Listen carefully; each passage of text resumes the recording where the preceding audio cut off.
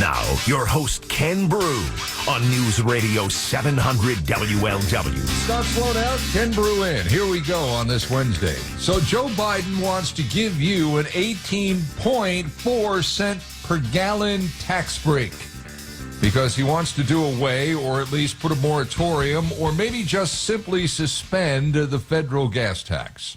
18.4 cents per gallon. On average, gas nationwide, $4.95 on Tuesday. That would be yesterday. That's according to the AAA. Maybe it will help some, but it seems like it's a Band-Aid on a gunshot wound. Gas prices have you, me, and everybody else spending less at the pump. In fact, in the first full week of June, gasoline sales at U.S. stations down almost 8.5% compared to the same week last year in 2021. This seems like a gimmick. Well, as a matter of fact, Joe Biden's hero, President Barack Obama, said almost 14 years ago when gasoline was surging upward, he said it was a gimmick. So why is Biden walking down the route of a gimmick as opposed to doing something serious about solving the energy crisis in this country? Meanwhile, he's in a bit of a urinating match with the CEO of Chevron, Michael Wirth. Biden sent a nasty letter to all the companies that produce oil, all the big oil-producing companies, and when Wirth pushed back on him, Biden got sarcastic with him, saying yesterday that he didn't think that Wirth would be so sensitive about it. He said, Biden did, we need more refining capacity. This idea that they don't have oil to drill and bring up is simply not true. Biden went on to say we ought to be able to work something out whereby they're able to increase refining capacity and still not give up on transitioning to renewable energy. But the fact remains this country has not built a new refinery at all in the last 60 years, and some of those refineries are being retooled away from refining crude oil into gasoline. Let's bring in an expert on all of this. We have Jay Young on the show a lot because we like Jay. He's the author of the book, The Upside of Oil and Gas Investing, and he is a fourth-generation oil and gas king. Jay, how are you on this glorious Wednesday? I'm doing great, Ken. I appreciate the intro there. That sounds good. It's a lot better than the intro that Biden's going to get when he's going to have all these people over at the White House on Thursday, and he doesn't show up. He calls a meeting for all these 7 guys, and he's not going to show up. No, he's going to send in his energy secretary, Janet Granholm, who knows about as much about gasoline as I do about landing an expedition on Mars. I mean, she is there. I don't know why she's there. You know, I guess her expertise is filling her car up with gasoline. But anyway, yeah, he's not showing up. Yeah. All these guys come in, and then he's just going to have his energy secretary talk to them. Well, what do you think what do you think the conversation will be like on Thursday? I'm just wondering how you think that's going to go.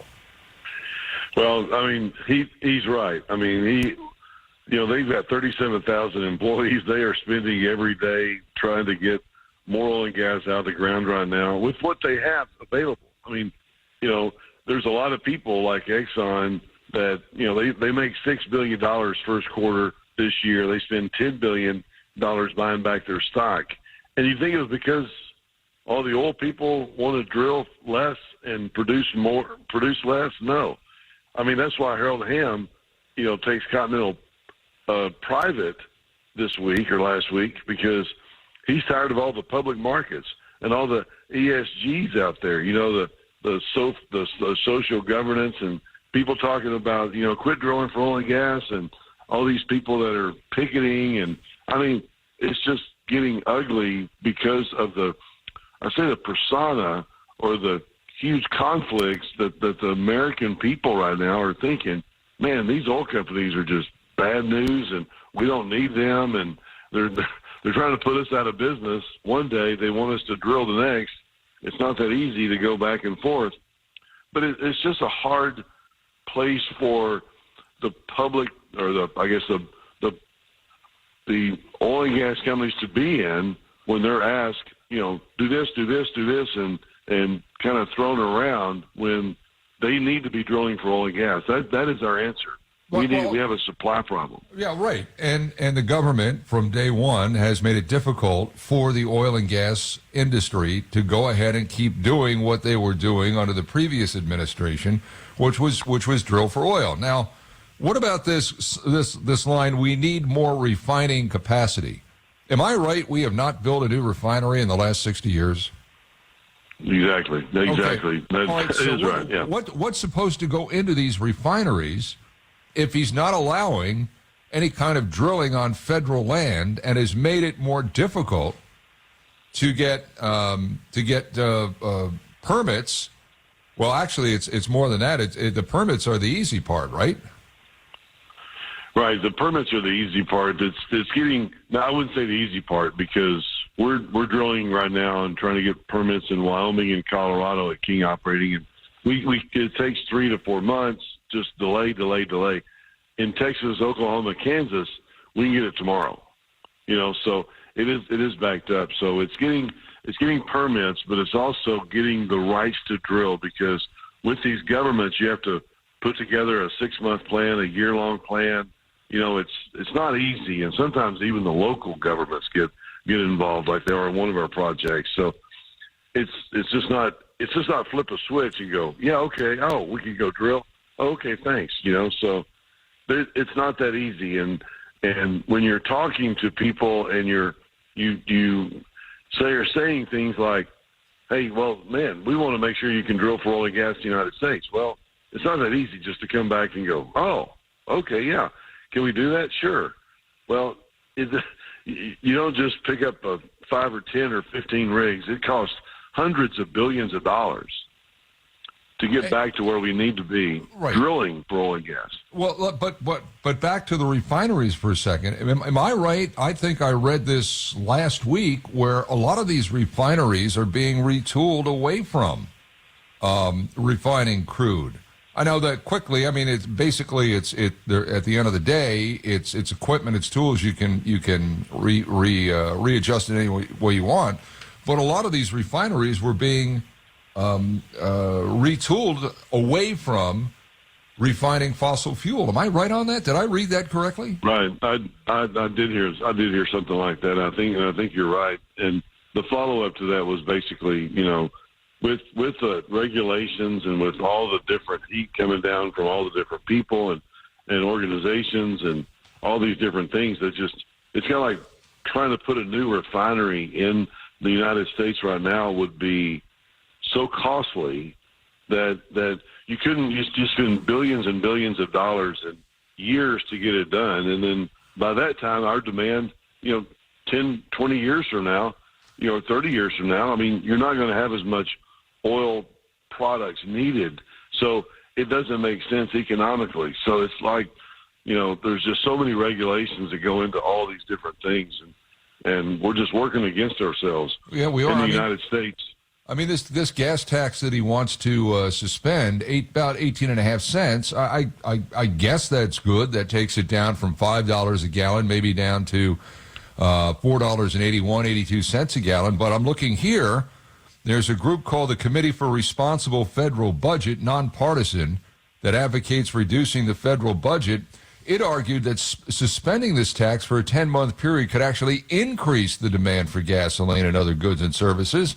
And that would simply lead to worsening the inflation rate in this country. A gas tax holiday reduces prices at the pump, but increases demand, and that's at a time when the economy is absolutely struggling. So I'm not sure what this solves in the long run. This, again, looks like what Joe Biden's hero said all those years ago. This is nothing more than just a gimmick.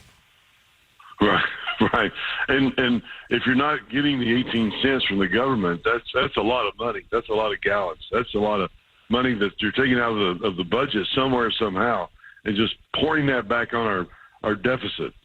I mean, this country is just spending a tremendous amount of money, and we're not taking in like we used to. So obviously our deficit, I mean, what is our deficit going to be in 10 years, 20 years? Well, when people are when my kids start to retire And well, what's life going to be like? I mean, that's what we're headed to right now. What's it going to be like when you start to retire?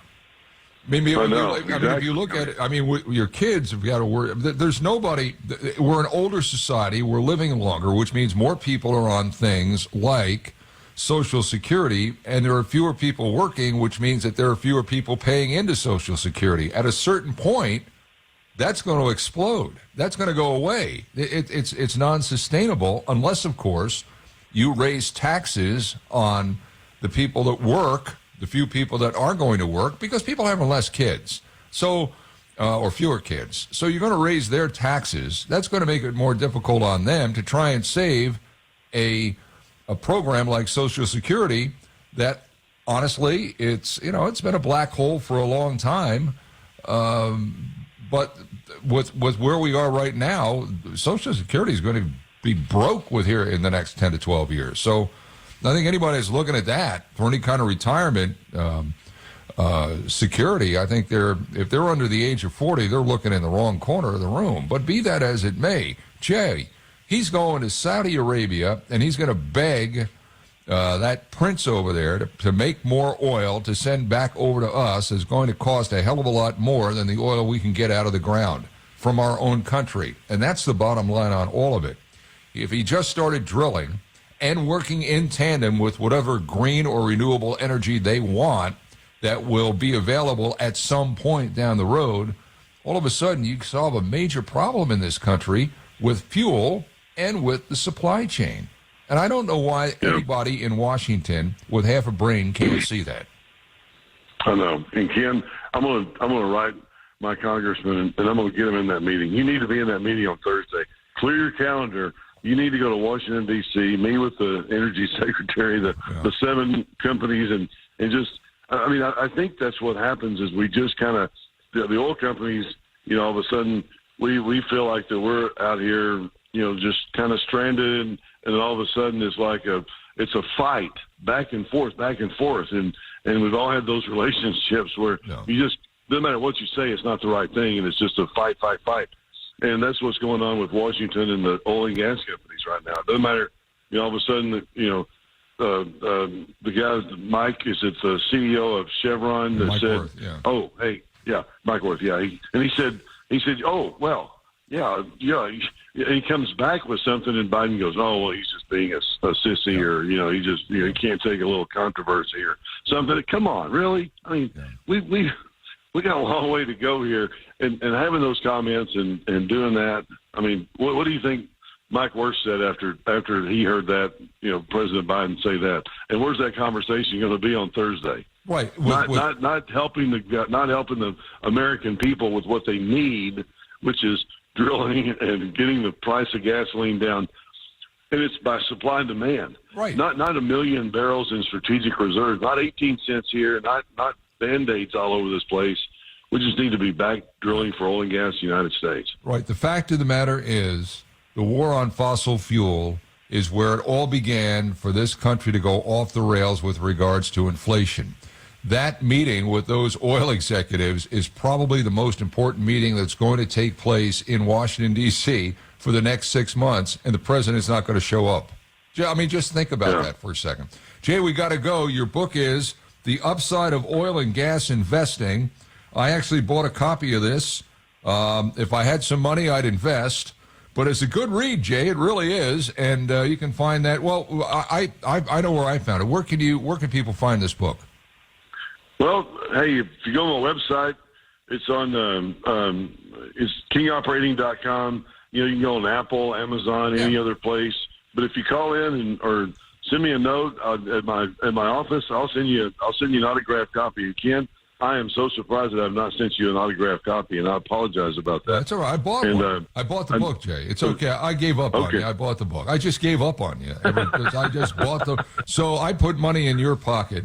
But you can find I appreciate that. He's at kingoperating.com, and his book is The Upside of Oil and Gas Investing. I hope someday we can visit here when gasoline is back down around $2.80 a gallon, and we're drilling, baby, drilling.